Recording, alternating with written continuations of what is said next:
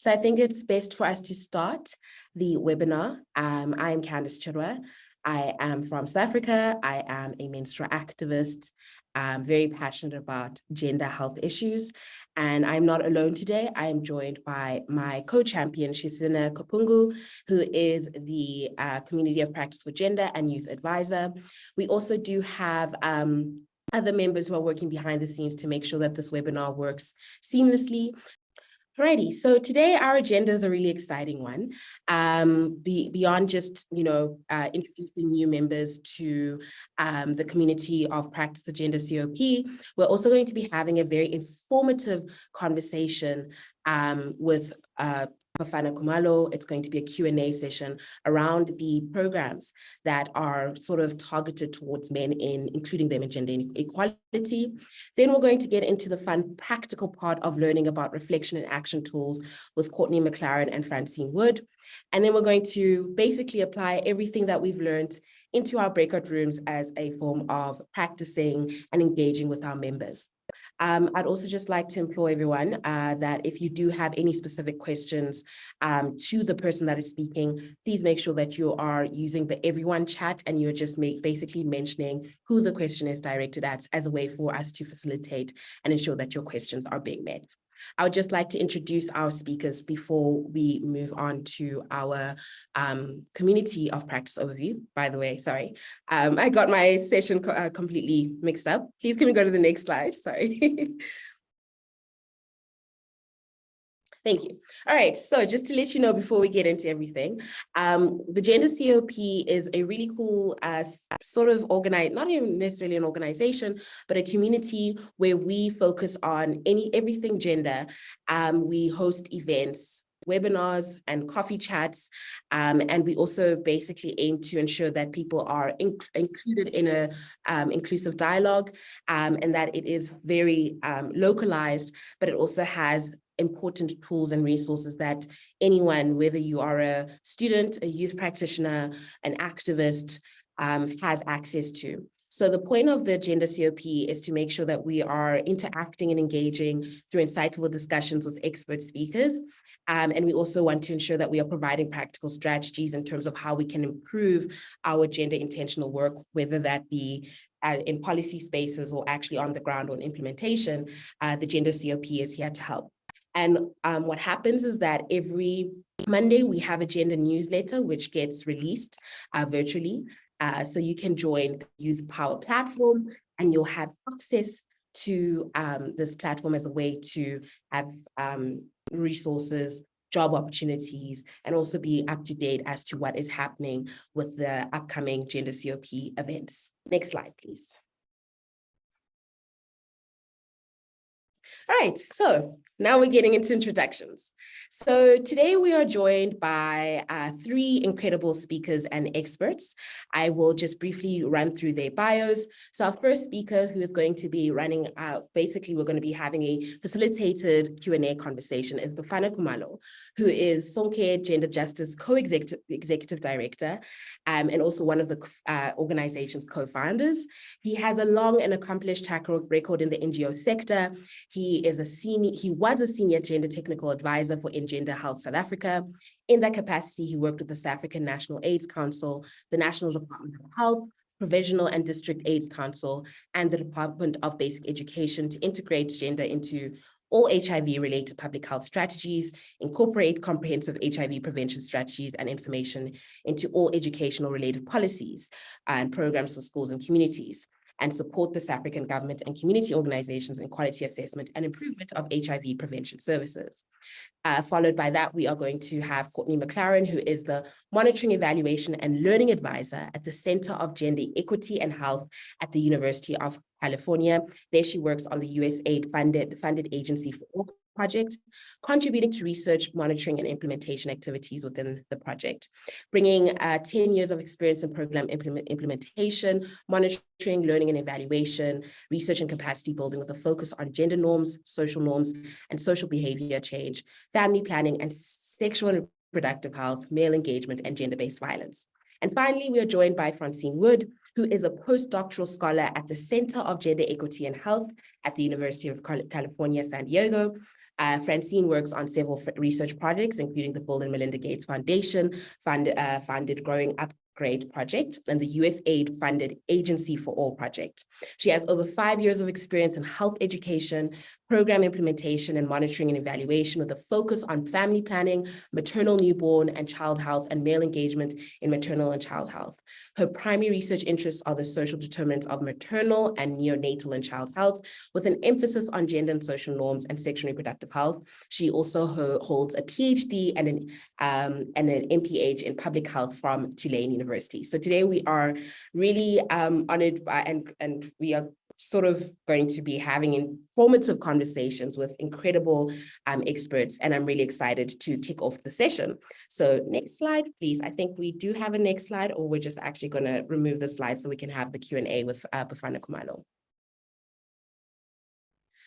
Awesome. All right, Mr. Khumalo, I don't know if you are comfortable with turning on your microphone and your video for the Q&A session, but we would just also like to start off the session with basically an understanding of what Sonke Gender Justice is, and for the past couple of years, the programs that you have implemented that are targeted on inclusion of men in gender equality programs. Good morning and good afternoon, and thank you for involving us in this important conversation. Sonke Gender Justice is in its teens. We are 17 this year. We do work on gender, HIV, and human rights. We also are part of the Men Engage Alliance, which is a global consortium of organizations that work on positive masculinities and transformative work. And we have what we call Men Engage Africa chapter, which Sonke is the secretariat of. And through that, we are present in 22 countries in the region. Our work essentially focuses on responses to gender-based violence, HIV, and looking at harmful practices in relation to work that is transformative. We have, of course, a focus on what we call positive masculinity interventions, but all of this is done in the service of what we call gender transformation. And I'm putting that caveat because you will know that there's also a lot of work that is done with men and boys, some of which is not very helpful, is actually an attempt to set us back on the transformative work. And Sonke is, aligned to the women's movement. We are feminist in our approach because we think if we want to see a different world, we really need to ensure that, everyone has access to services, to opportunities that ensures that, we recognize everyone's talents and contribution. And we do this then through various, interventions, which I'm sure we can speak to later. Yeah, I think what Sonke Gender Justice does is it deliberately intends to remove any negative and harmful social norms in South Africa and beyond South Africa to ensure that gender equality is a lived reality. But I think for people who are listening, we would want to know from you, how does this work look like with men and boys involved in gender equality work, and how does it play out? Like beyond just saying we need to have men involved in gender equality, what does it look like? Do we start off with sort of unlearning our negative biases, or, inform us how that works? That's a very important question, Candice. We believe that this work must be done from, principles, and key among those principles for our work is recognition of women leadership in transformative work, because we acknowledge that women have done a lot of work over years that seeks to transform what is happening in our society. And we come into this space, therefore, not to do what we normally do as men, to claim the space, to take leadership, and basically, hog the mic. On the contrary, we come into this space as allies, as people that seek to walk side by side with women's groups to ensure that we bring the necessary change. And that includes us challenging what we call harmful practices, challenge patriarchy, challenge toxic masculinities, because we don't think you can do this work without recognizing those negative aspects of masculinities. Hence, we emphasize in what we call positive masculinities. We believe that there are a lot of norms that as young people, young men, we are socialized with these norms that influence the behavior that we see in many communities, which impacts negatively on young girls and women, but also on people of sexual diversity. And these are the issues that we try to therefore engage on in order to change those norms so that we can influence a different behavior, a behavior that is engendered on dignity for all, on respect, on acknowledgement of the role that women can and should play in the world that we are living in. And we think it is possible that we can have a different world where women really are treated with dignity, with respect, where they are not exposed to violence, where women are allowed to, be paid equal pay for equal work, where they are allowed opportunities that they can develop themselves, where they should not live out of fear, fear of walking in the streets because of sexual harassment, fear of, being exposed to places of pleasure because you may be harassed. And to this end, we engage with traditional leaders, with religious leaders, because in our region, as you would know, those two institutions are very, very critical, because these are institutions that you find in every nook and cranny, and you find them very influential in most of the societies. So when we work with these institutions, we find that if they understand the message, you already have champions that are willing to speak against these harmful practices. We have lots of interventions, for instance, in the region on a campaign of anti-FGM. As you know, it's one of the major harmful practices that we find. The anti-child marriages interventions, because we also find it as a misnomer to call it even marriage, because there can be no marriage between a child and an adult. In our definition, that's actually simply rape, because these are usually older men who are targeting younger girls, usually because of poverty situations. They would always target young girls from families that are impoverished and using the power of money, to influence either their families who are desperate and are in need of some interventions. And so those are the things that we work with these structural drivers to say, how do we change these norms? Because it can't be correct that an old man should be marrying a 10, 12-year-old simply because the family is impoverished.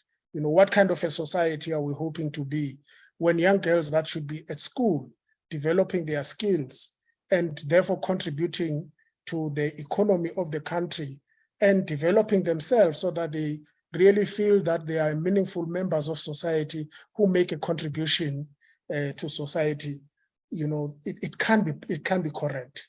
And so this is all the work that we try to do with our interventions. And Sonke, by the way, is a Nguni word that means all of us, because we believe that gender transformation is not just about women.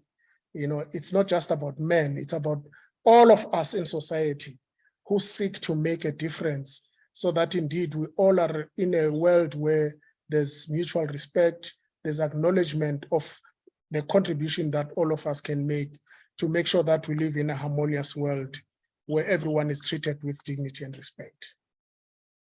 Thank you so much. And I'd just like to implore the audience, if you have any specific questions to ask Bafana, please use the chat tool. Mr. Khumalo, I see that you have a background that says men engage, and most of the links that Shisna has been sending is around strategic plans and reports about the work that men engage incorporates. Now, my question to you would be, how do you approach men within these programs that are hesitant to take on the role of positive masculinity?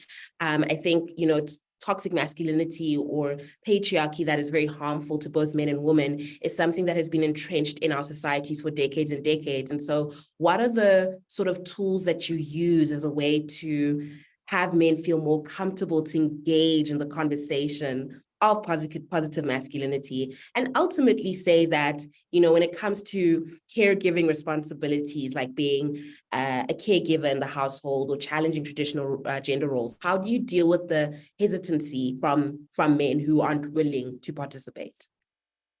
Well, I wouldn't say we try to make men feel comfortable about, we actually disrupt patriarchy and we make men uncomfortable, because we think it's important when you show men how patriarchy, much as in broad terms, patriarchy is meant to be beneficial to men. And yes, indeed, there are benefits, you know, unearned privileges, but those come at a cost as well to men. You know, when you are told that you must be a provider in an environment where the economic conditions are such that it's not an easy thing to provide. There are many men who are jobless, you know, who are struggling to make ends meet. And so if society describes you as a provider, what does it make you if you can't provide? If you are told you are a protector in a world that is, you know, it's not easy to say you can protect anybody when you can't even protect yourself. I live in South Africa where we have high crimes, you know, and so, you know, to even say that I'm a protector is a very challenging concept. But we have then sought, what do we do? What are the things that we can do that incentivize men to feel that this is a struggle that they also need to be engaged in and that they benefit from it? They benefit in terms of how, you know, engagement with gender interventions humanizes you. It exposes you to a different world where you don't have to have unearned privilege to be recognized. You know, you simply have to be a human being and recognize others as such and make your own contribution in this regard. We have an exciting program, Candice, called Men Care, which was started, you know, because as you would know, in Africa, we have a lot of teenage pregnancies and everyone, you know, looks at these young girls almost like these young girls, they are a problem in society. They are loose, they don't have morals. But people forget that these young girls don't impregnate themselves, you know, and we started looking at this and saying, in instances where they are impregnated by their peers, we started talking to these young boys and the boys were saying, look, I don't have a father figure in my life. I've never had a father. Now suddenly I'm supposed to be looking after somebody. It's scary. You know, I don't have skills. I don't know what to do. So the easier thing is to run away and disappear. You know, so we said, okay, fine, let's come together. Let's give you the skills of what it means now that you have to be a father. What are the things that you need to do? And we developed what we call the Men Care program. And it's anchored on ensuring that men play their role, both in terms of supporting their partners, but also in terms of ensuring that they share the care work. Because we found that where you emphasize that element of not differentiating about the roles in the home, you begin to effect change in terms of how men approach their role even in the home. So for instance, we encourage parents, never say to girls, no, you must cook for your brother or iron shirts for your brother when the brothers have two hands and they can do it. When there are chores in the house and there's everybody, we need to allocate and see who is available, who can do what and support each other. So the Men Care is anchored on that. How do we ensure that men come to the party? How do we ensure that men also make a contribution to what is usually seen as women's role and women's work, which is unpaid, unrecognized, and yet very important? And so we say to men, come to the party. You know, we've advocated, for instance, for parental leave. You know, in many of our countries, I don't know in your country, you have maternity leave, but we don't have paternity leave. You know, the assumption is that it's the women who take care of children, which is part of the problem. So we started arguing for, you know, policy shift so that we introduce a paternity leave. And then we encourage these men that paternity leave is not time to play golf or to be with friends. It's time really to be available to support your partner. You know, your partner would be recovering. What are the things that you can do? Who goes to the shops? If the child needs to be taken for the early vaccinations, You can take the child as the father. There's nothing wrong, nothing, you are not going to lose anything by taking your own child. And it's a very exciting program, Candice. If we had the whole day, I could share that with you.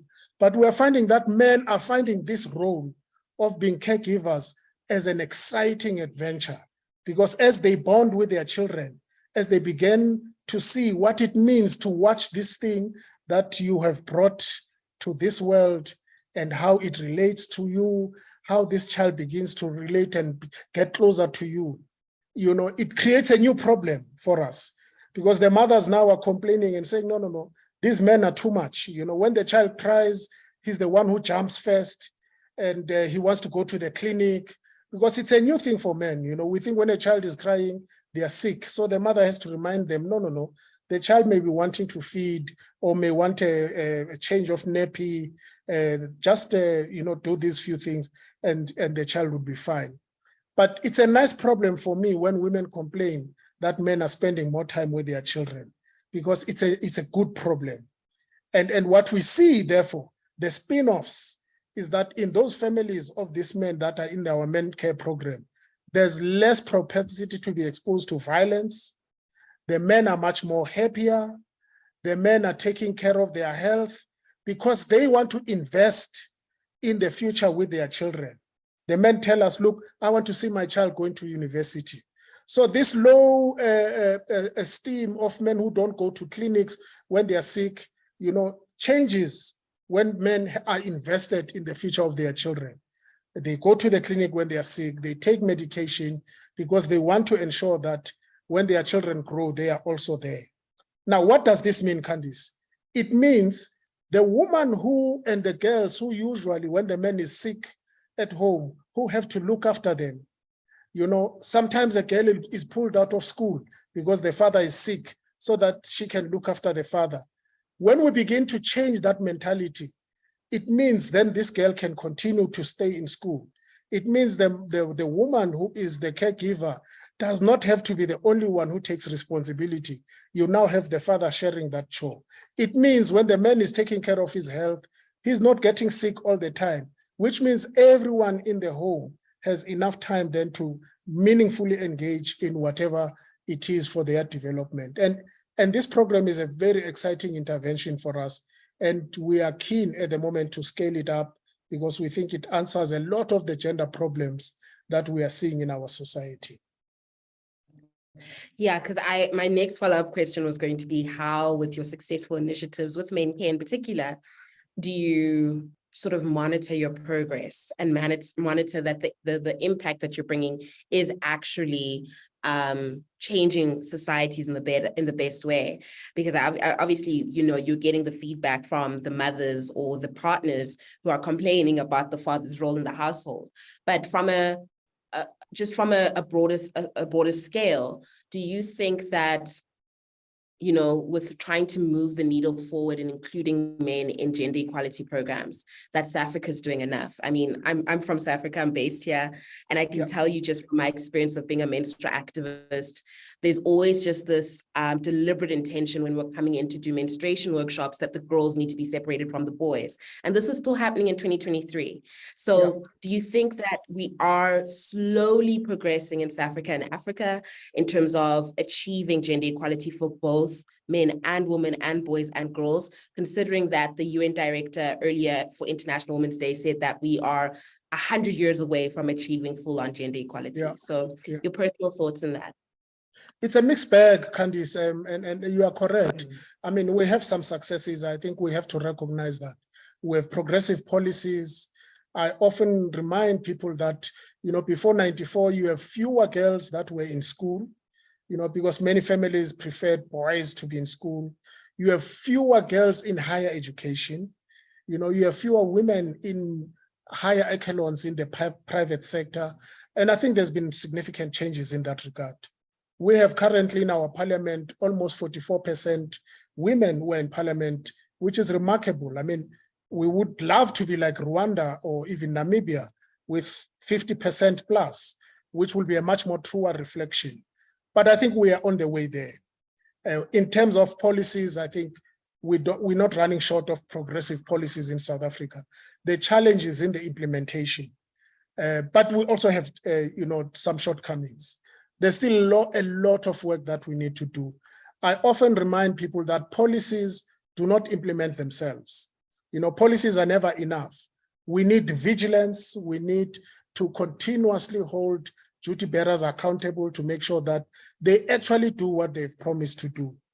As you would know, we still have violence against women in this country, high as 5 times the average, the global average. So there's a lot of work that we need to do.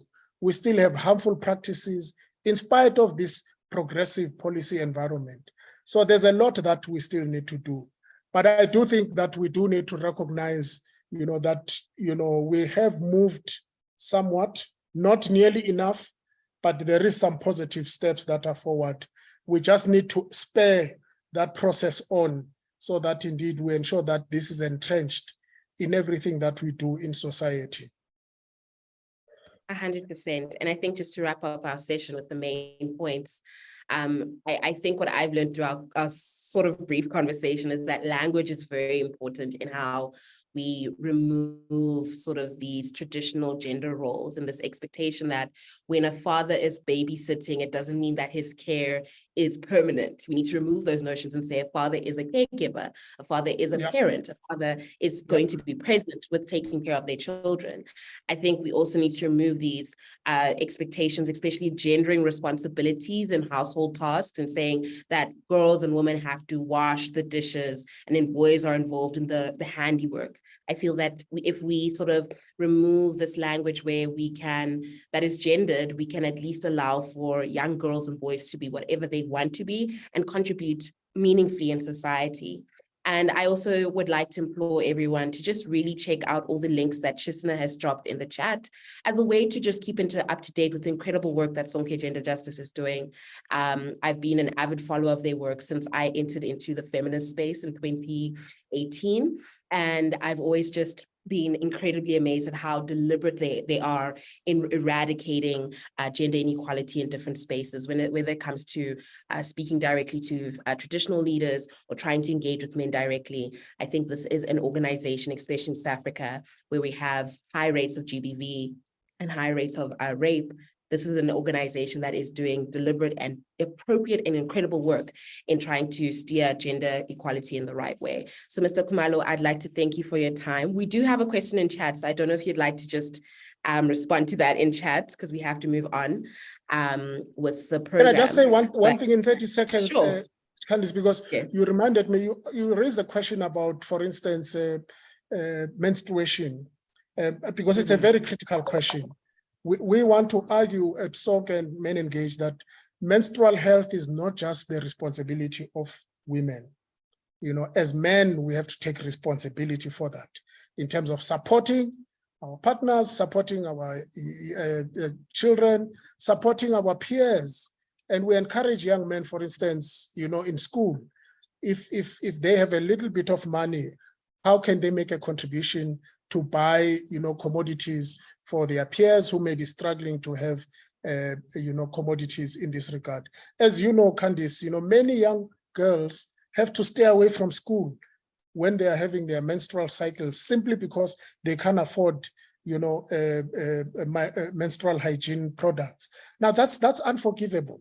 And so by sensitizing the young men, we show them, instead of laughing at a girl because she's using a newspaper and then mistakes happen and then she's, embarrassed in school, what is it that you can do in terms of ensuring that, your peer, your sister, your friend is not caught up in that unfortunate environment by simply contributing something that makes life much easier for her so that she does not miss these 3-4 days of school every month, which is obviously going to set her back. And we find that the boys actually have a greater understanding on what young girls go through, and they are willing to come to the party and be supportive in that regard. And for us, that is very, very important. Definitely, I 100% agree. I'll be sending your team an email about menstrual health work that we can do in collaboration. Certainly. Looking forward to it. Thank you so much for your contribution. Pleasure. We truly appreciate it. Thank you. And now we're going to move on to the practical part of the webinar, where I'm going to hand over to Courtney. I think we can put the slides back up, Stephanie, where we're going to be sharing and applying the Reflection and Action Toolkit. I did read their long introductions, which is filled with a lot of information, and I'm looking forward to what we're going to learn from this practical session. But just as a note, if you have any specific questions, please use the chat feature, especially if something is not making sense, or if there's something that you would want the speakers to go back on. But I'm now going to hand over to Courtney, who will lead the session until we get to our breakout rooms. Thank you. Thanks, Candace.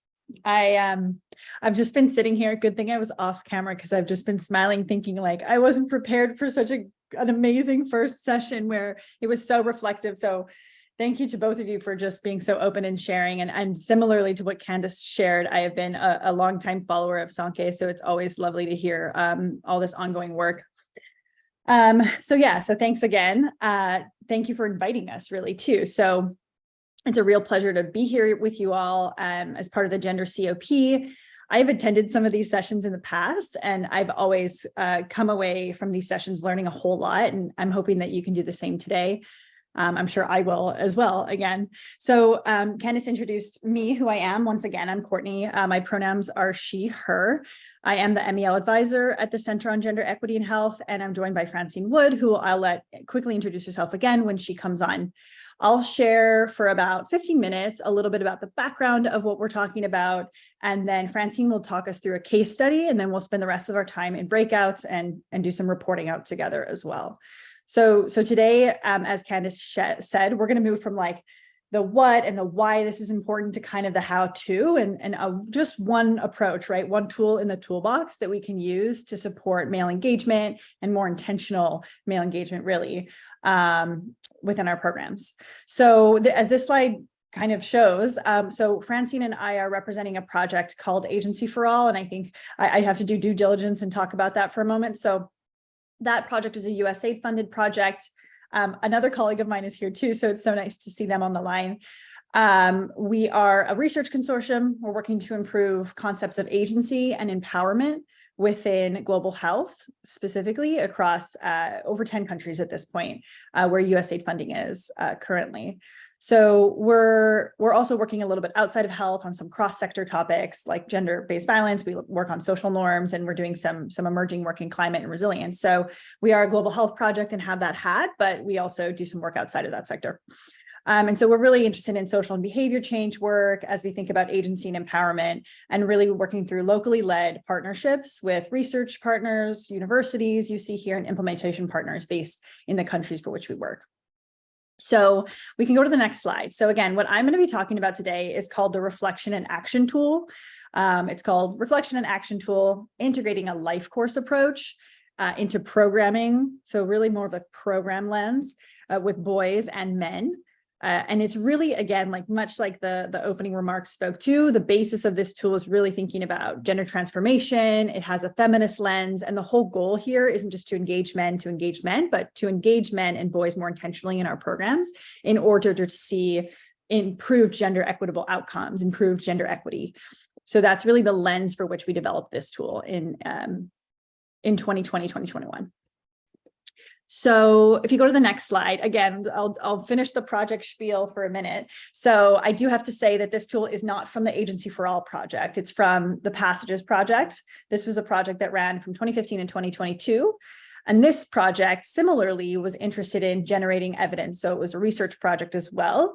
But while there are some similar threads to the Agency for All project, it was really interested in social norms, social determinants of health.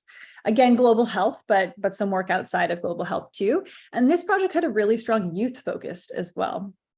So we had a lot of our programming with very young adolescents, youth in life transitions like new parents and things like that. I believe the link was just shared to the project. You can go there and see more about the project. So this tool really helped us in the project think more intentionally about how social structures, systems, and contexts impact the way we implement our gender transformative programming. And again, this tool is about the life course theory or life course approaches. And this project was funded by USAID's Population Office, but the work to develop this tool was actually funded by the Gender Office. And therefore, when you look at this tool, when you go to the link, and I hope you do, you'll see that it's really a cross-sector tool. So it can be used outside of health in all different sorts of sectors. It's really an open approach. So before we get started, you'll see now on the screen a link to join a poll. So if you stop sharing, if anyone wants to scan the QR code, if not, the link's in the chat. I'm going to share my screen. I have two questions I want to ask you all. So before we go any further and I share more about the theoretical underpinning of the tool, I want to hear from you. So have you heard of life course theory? So specifically life course theory before today? So far, 100% of us have. Let's see if more responses come through. I have 8 responses so far. Getting a bit of a split, still disproportionately, people have heard of it, which is great to know. 14 responses. I see there's almost 30 of us here. I'll wait a little bit more on this question before I proceed to the next one. I see some questions coming in the chat too, so I'm just going to skim through those in case. Okay, great. We're seeing that some people are using the chat perhaps instead of answering the poll. So a couple of answers saying no, they haven't heard of life course theory before. So maybe our split would be somewhere around 70-30 if those went into the poll. So just for time, I'll move to the next question. So I have one more question at this point. I'll poll a little bit later in the slides too. So, so if you have heard of theory, answer. If you haven't, please answer as well. Same link, same poll. You should see this next question pop up on your screen or phone. What are 2 to 3 words that come to mind when you hear life course, just life course in general? The poll didn't prompt. Is the poll working for folks? Can people give me like a thumbs up or thumbs down?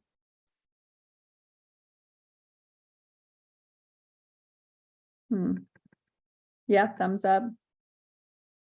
Okay, we have the link in the chat again. Thank you for sending that, Jacina. It's working. Okay, thanks. So take a moment, think a little bit. 2 to 3 words. I think there's no limitation. I mean, I think you can put 1 word if you want, just something that comes to mind.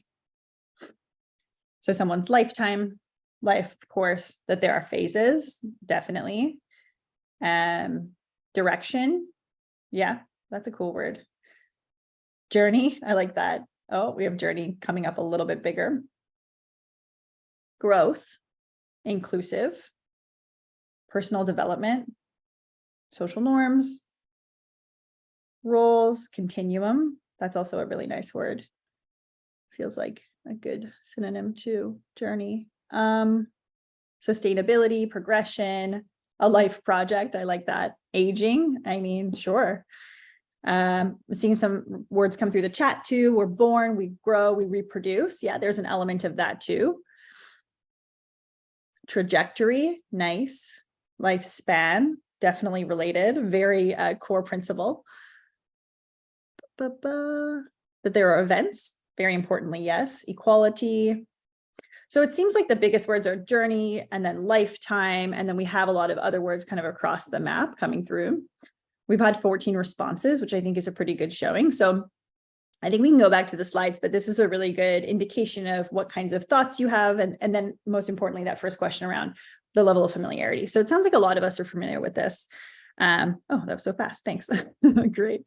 So yeah, so as you all know now, the toolkit we'll be discussing today is based on life course theory, right? So what is it a little bit? And so for those who are familiar, sit back, but for those it's new to, I won't spend too much time on this. So life course theory has a really strong theoretical foundation, right? So the theoretical background is pretty flexible. It's flexible enough to borrow learnings across disciplines, if you want to say, academic disciplines and approaches. So you see a little bit of economy, a little bit of sociology, history, psychology. So it's a really mixed theoretical framework. Life course theory provides really a conceptual framework to understand why people behave particular ways, how their behavior and how actions change over time, and what the influence of context is on behavior. So really importantly, thinking about context.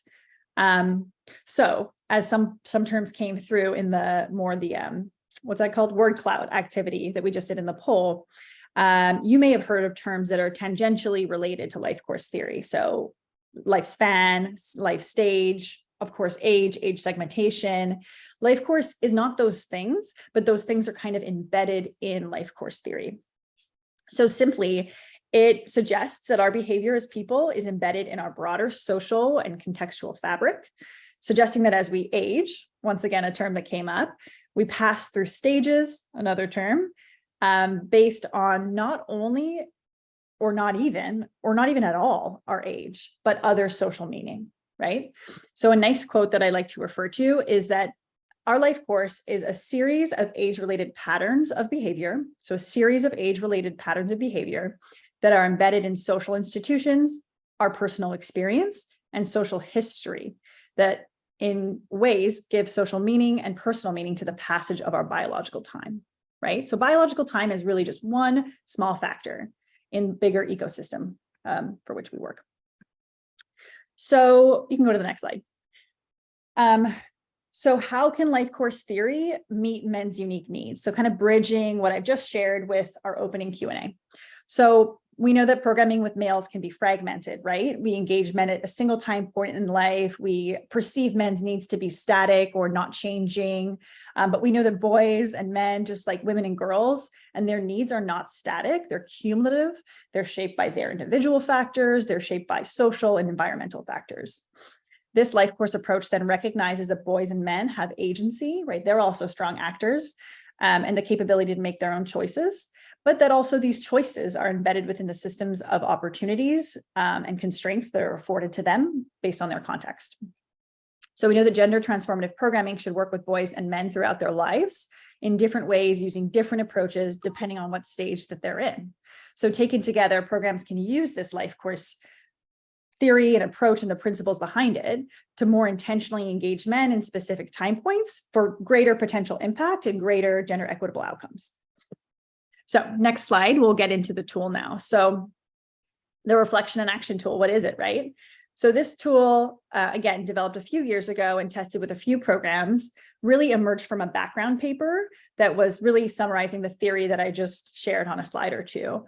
And once that background paper was developed, we thought, well, what can we do with this, right? So we have so many theory products and working papers or publications, but we need more toolkits, especially of those working with men, we know that. So this tool helps programmers apply this life course approach to programming with boys and men. And like I said earlier, across sectors, right? So it's an open approach that can be used in kind of all sorts of different sectors, which I'm sure is important to the youth power group. So through consultative and reflective discussions in teams within your project, the tool can help you determine how and when and how to best engage men and boys. Again, it's one tool in the toolbox, but is a helpful one. And it's really a helpful one at the outset, or if you need to take a step back. So that's why we really call it a reflection tool.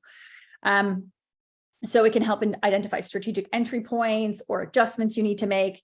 And it uses the program cycle. I'll talk about that a little bit more. So through design, implementation, and monitoring of your programs. So we can go to the next slide. So I shared a little bit about the life course theory and why life course theory to engage men, but why now a tool again, right? So this tool simply, like I said, translates what can be perceived as complex theory into practice, right? It provides a roadmap, kind of the how-to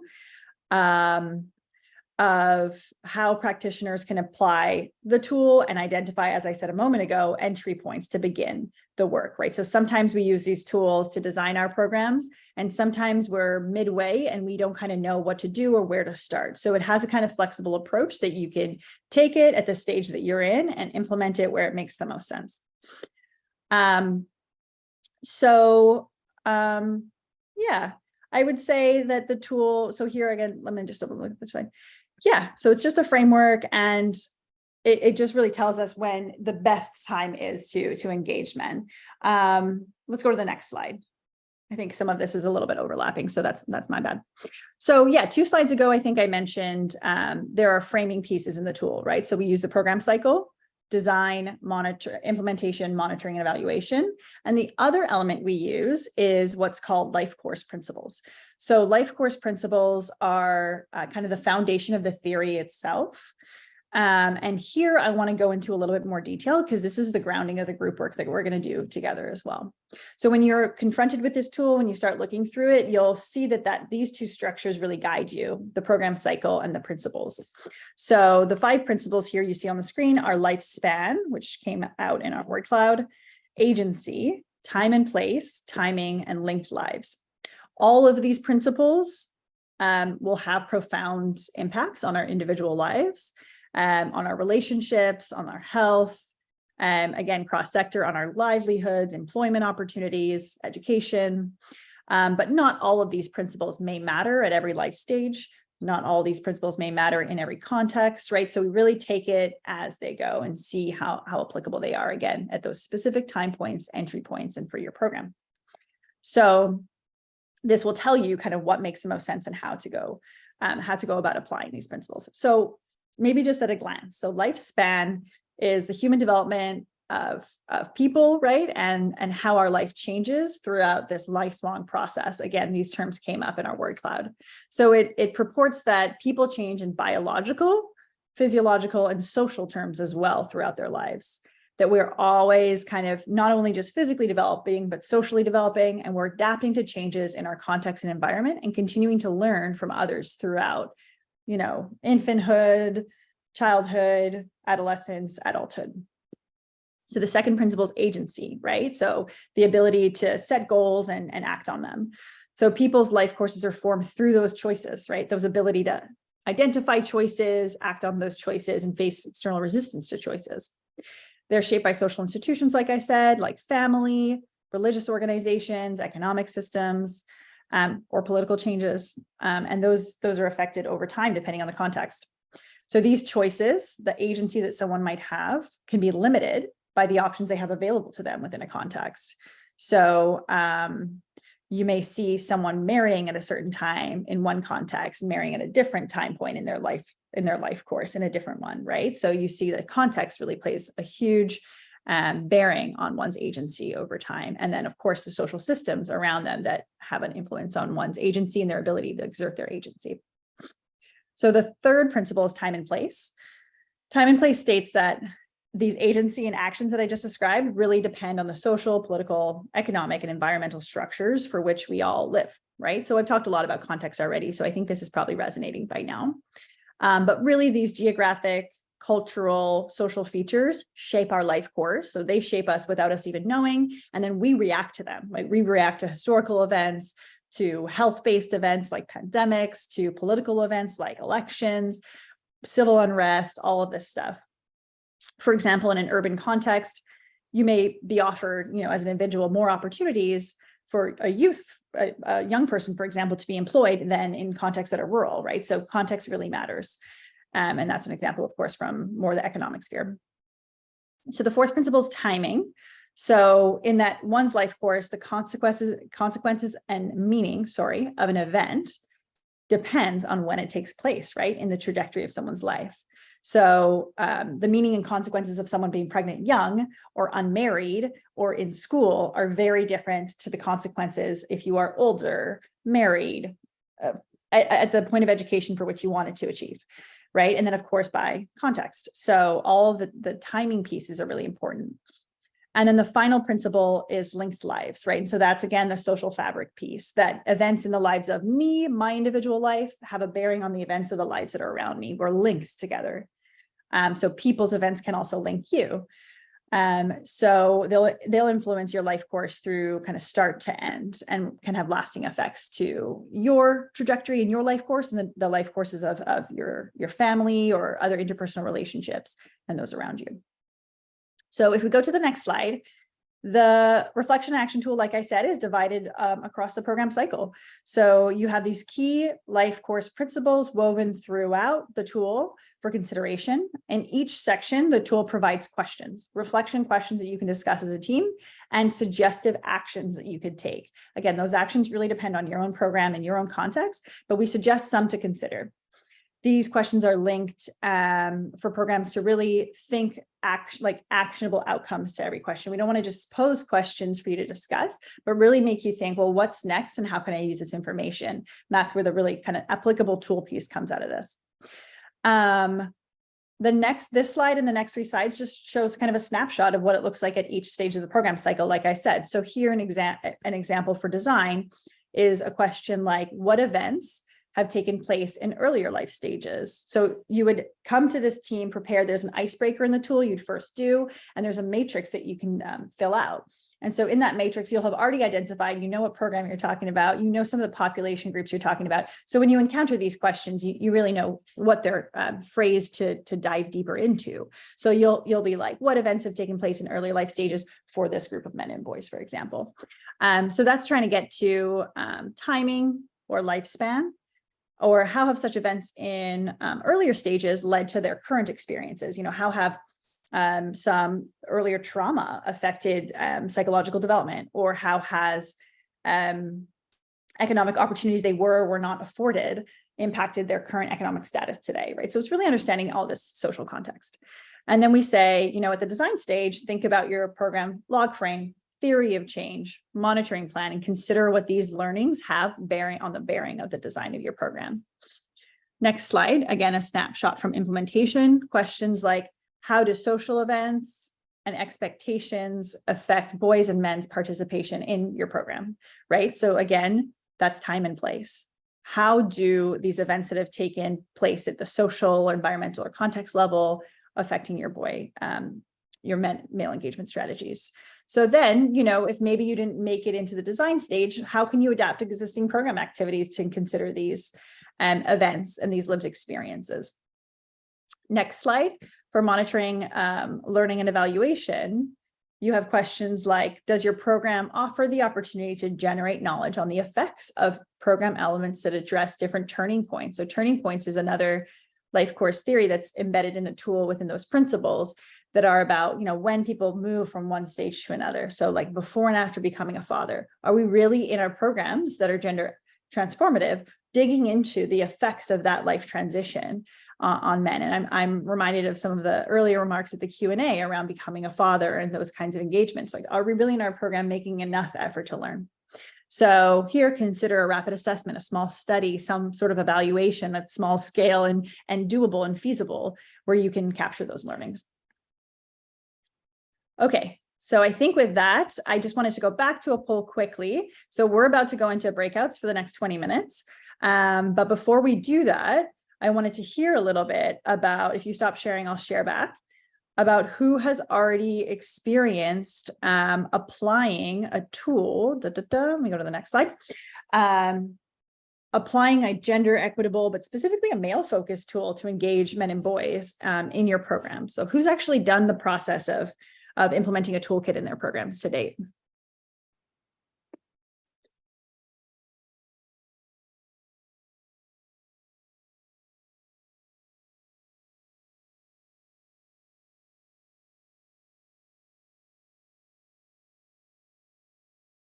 Okay, so for 8 responses, we were split, but now it looks like the majority of folks who have responded don't think that they have. But a few of us have, which is great. We were getting around 15 responses earlier, so I just want to wait for a minute and see if anything else comes through. Okay, this is helpful to get a sense for those who are facilitators to just be able to probably make space to just, we're just going to practice. We're going to try with these questions. We're going to provide a case study quickly for a couple minutes, and you're going to practice answering a couple of these questions. And again, this isn't prescriptive. It's really just a trial. Great. So we'll go back to the slide. I'll turn it to Francine, who can take it away in introducing the case study. Hello, everyone. So just echoing Courtney's sentiments, it's really great to join you today to share this tool. So as Candace and Courtney mentioned, my name is Francine, and I am a postdoctoral scholar at the Center on Gender Equity and Health at University of California, San Diego. So we're going to apply the principles of the reflection and action tool that Courtney went over using a case study about the Growing Up Great project that some of you may already know about. Next slide, please. So Growing Up Great is a gender transformative sexual and reproductive health program for in-school and out-of-school very young adolescents, which we may refer to as VYAs. And very young adolescents are adolescents age 10 to 14 years old. The project draws on learning from evidence-based approaches implemented in other countries, which were adapted for the urban Kinshasa context. And the intervention was piloted in 2 low-income communes in 2017 to 2018 before it was scaled up from 2019 through to 2022. And so in the chat, you'll find there's a link to a brief that will provide a summary on the Growing Up Great project. Next slide, please. So Growing Up Great intervened at multiple levels of the socio-ecological model to increase sexual and reproductive health knowledge, as well as create a more supportive normative environment for VYAs in order to lay the foundation for a healthy, lifelong sexual and reproductive health trajectory and future family planning views. So at the individual level, the VYAs participated in weekly learning and discussion sessions in school or at community-based clubs. And we use a modular, flexible toolkit for this.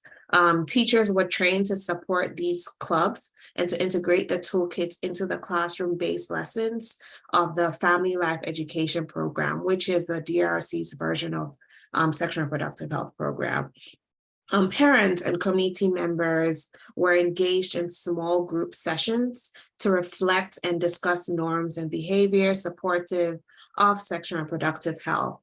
And then finally, health providers were trained in adolescent-friendly health services, and they also hosted visits for VYA clubs at nearby health facilities. So overall, this project was designed for scale following the World Health Organization and or ExpandNet's guidance. And all these different elements of the intervention were designed to align with government's priorities and, when possible, linked to national policy documents and programs, including the Family Life Education Program, as well as other programs established within the Ministries of Health and Social Affairs. Next slide, please.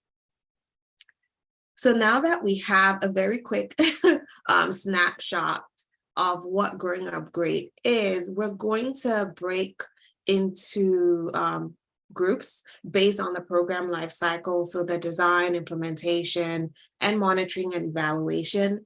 And you are free to select which of these 3 rooms you would like to join.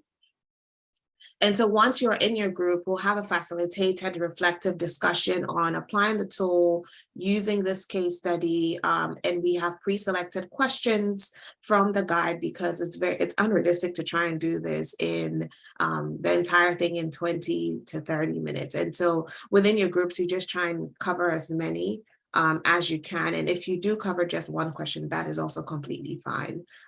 We want you to have that experience just applying the tool. We've also developed a Jamboard, which we will use to document our discussions. And I think I just saw the link in the chat.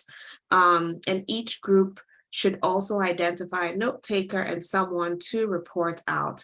And so once we're done, we'll come back and share out, answering the question, how can what you learned from today's session help inform how to engage boys and men more intentionally to improve gender outcomes? All right, welcome back, everyone. I hope your breakout rooms were very informative and engaging. Let's use this opportunity to, in chat, just reflect on what is it that you learned from today's session and how it can help you to inform and engage boys and men more to intentionally improve gender outcomes. So you're more than welcome to either put it in chat. I think because of time, we don't necessarily have time to allow for people to unmute themselves and contribute, but in chat, you're more than welcome to just let us know what you've learned in your group and also report which group you are in and what you've learned. So we have the first comment from Shisna. She said, in our programming, we believe that this must start with fathers participating in antenatal care programs with their partners being there at the birth of their children. It's very, very informative. That's very important. I think this also, this needs to apply today. I think a lot of men genuinely do not know or not engaged in understanding maternal health care because they feel that it's too feminine, or they feel that it would impact their ego or their masculinity. So that is a very important note. Group number 2, group number 3, anyone would like to let us know what is it that you've learned from your session today, and how you, moving forward from this, will engage more to intentionally introduce or include men and boys in your gender outcomes, or your gender programs rather. Feel free to put it in chat. I don't know if people are busy typing. Or, okay, there we go. Lethal mentioned, even if our organization does not aim to boys and men, we can intentionally include them in our programming efforts to ensure their participation in more constructive roles. Definitely. We shouldn't isolate men and boys. We should ensure that it is inclusive, especially with our languaging, our policies, and our implementation. That is a very inclusive way of promoting gender equality. Anyone else before we hand over to Shisna?